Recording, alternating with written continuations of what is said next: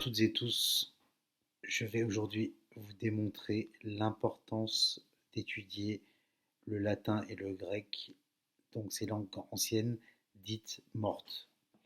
Longtemps il fut obligatoire d'apprendre le latin au cycle secondaire. Dire que le latin ne sert à rien relève de l'hérésie.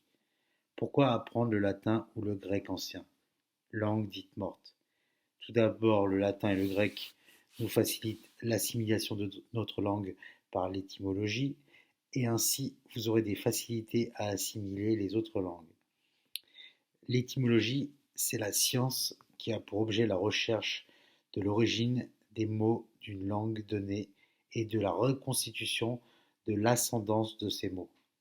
Elle s'appuie sur des lois de la phonétique historique et sur l'évolution sémantique des termes envisagés.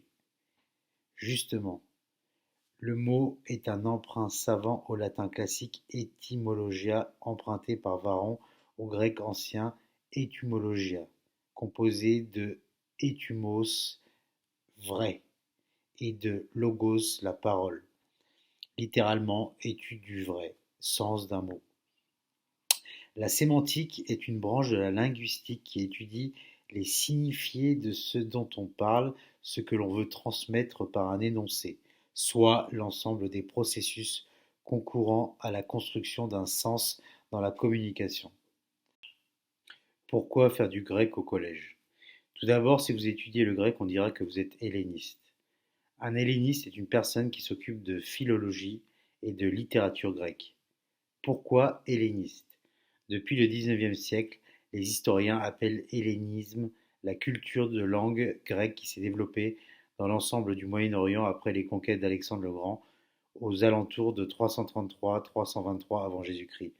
Le mot vient de Hélène, nom que se donnent les Grecs. Cette option est une excellente occasion pour découvrir les civilisations antiques, grecques ou romaines, leur histoire, leur littérature, leur mythologie, mais aussi les fondements de notre propre culture. Cet enseignement donne accès à des textes riches et facilitera l'étude des sciences et de la philosophie. Nous nous intéresserons aussi à la rencontre entre hellénisme et christianisme, tant sur le plan de l'histoire institutionnelle et juridique que sur celui de l'histoire des idées et de la religion.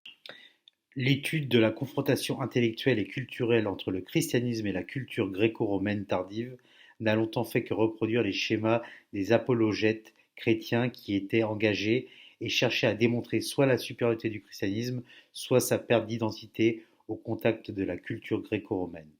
Une approche interdisciplinaire en plaçant la confrontation idéologique dans son contexte historique et en particulier politique permet une approche dépassionnée et par là même plus sereinement critique que ça n'a été possible jusqu'à une date récente. De surcroît, les langues mortes enseignent les bases du raisonnement logique de manière à compléter l'approche mathématique par induction. Malheureusement, dans le monde actuel, leur apprentissage n'apparaît plus en tant qu'investissement de temps rentable. Certains, hélas, reprocheront aux langues mortes d'apparaître chronophages et énergivores. Je rendrai donc à nouveau l'apprentissage obligatoire du latin dès le collège et le grec toujours de façon optionnelle en quatrième. De rechef, il est utile d'apprendre le latin pour s'exprimer correctement en français.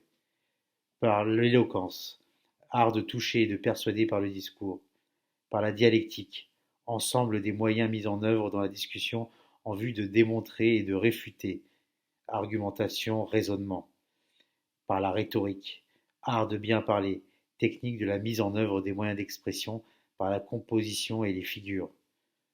D'autre part, l'analyse grammaticale et l'analyse logique sont fondamentales pour connaître les fonctions et les rapports entre les mots et conséquemment leur utilisation minutieuse. La syntaxe, l'étude des règles grammaticales d'une langue.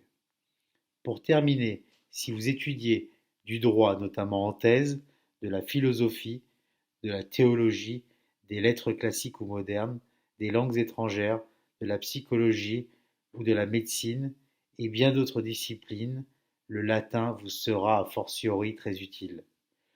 Outre le fait que l'apprentissage des langues anciennes permet de développer l'esprit logique, il apporte aussi rigueur et esprit de synthèse. Je cite de l'œuvre de Jules Vallès, le bachelier, à ceux qui, nourris de grec et de latin, sont morts de faim, Je dédie ce livre. Alea jacta est.